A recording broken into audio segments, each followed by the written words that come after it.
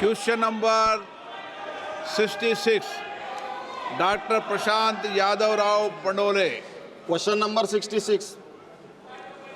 Honorable मंत्री जी, कल पर रखा गया है। धन्यवाद अध्यक्ष महोदय।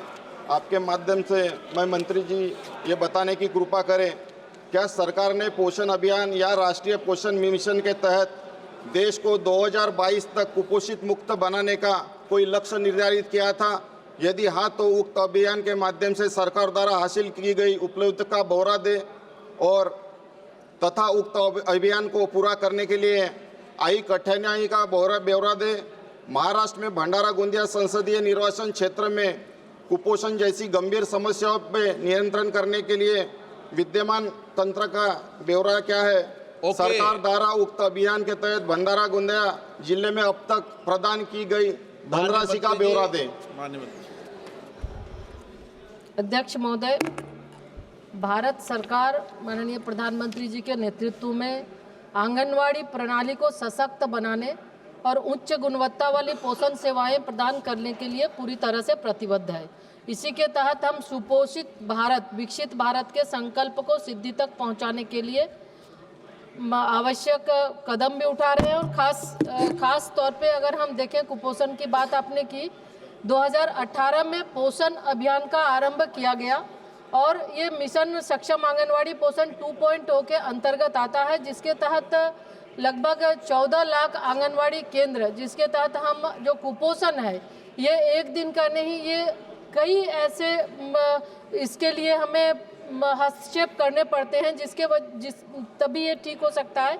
तो उसके तहत हमने जो पोषण अभियान के तहत लगभग 1 करोड़ से ज़्यादा हमारे कार्यक्रम हुए, जिसके माध्यम से हम लोगों को जागरूक करने के लिए, चूँकि खान पान के साथ साथ जागरूकता भी बड़ी चीज़ है, उनको हम कैसे उनके बिहेवियर चेंज के लिए भी हम जागरूक करते हैं। और उसके साथ साथ लगभग कुपोषण की समस्या को से निपटने के लिए सामुदायिक सहभागिता, लाभार्थियों के सशक्तिकरण और सामाजिक उत्तरदायित्व को बढ़ाने के लिए प्रतिवर्ष पोषण माह और पोषण पखवाड़ा के माध्यम से हम गतिविधियां आयोजित करते हैं।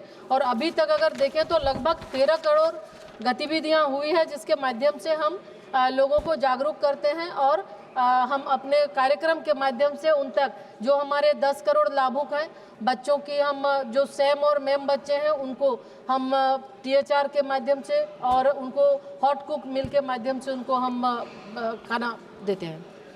माननीय सदस्य, ग्लोबल हंगर इंडेक्स 2024 के अनुसार भारत 127 देशों में से 105वें स्थान पे है, जो गंभीर भूख की श्रेणी में आता है। भारत का GHI स्कोर 27.3 है, जो पिछले वर्षों की तुलना में मामूली सुधार दर्शाता है। हालांकि भारत की रैंकिंग पड़ोसी देश जैसे श्रीलंका 56, नेपाल 68 और बांग्लादेश 84 से पीछे है। हम इस वास्तविकता में हम क्या कुपोषण मुक्त भारत की कल्पना कर सकते हैं, जहां पर भारत पड़ोसी देश भी भारत से कहीं आगे हैं और मेड़घाट जैसे क्षेत्रों को सुधार कर सकते हैं, उनको न्याय दे सकते हैं, वहाँ का जो कुपोषित बालक है उनको मदद कर सकते हैं, जहाँ पे आए दिन काफ़ी डेथ हो रही है।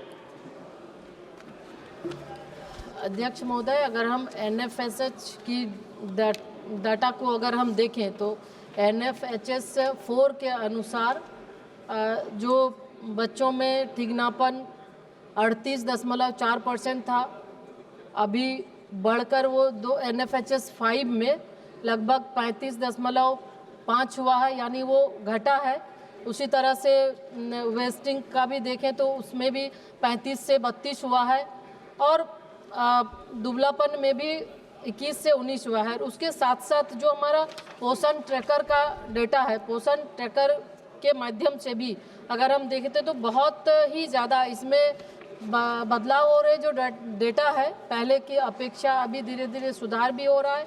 और इसी तरह से जो इनके घटक है। निश्चित रूप से इसमें हमें सुधार दिख रहा है और इसके अलावा विभाग के माध्यम से भी कई हस्तक्षेप किए जा रहे हैं ताकि जो लक्ष्य कुपोषण मुक्त भारत का है माननीय प्रधानमंत्री जी का, उस लक्ष्य को हम हासिल कर सके। और उसके लिए निरंतर विभाग के माध्यम से, हेल्थ विभाग के माध्यम से मिलकर हम काम कर रहे हैं और हमें लगता है कि इसमें हमको जल्द लाभ मिलेगा।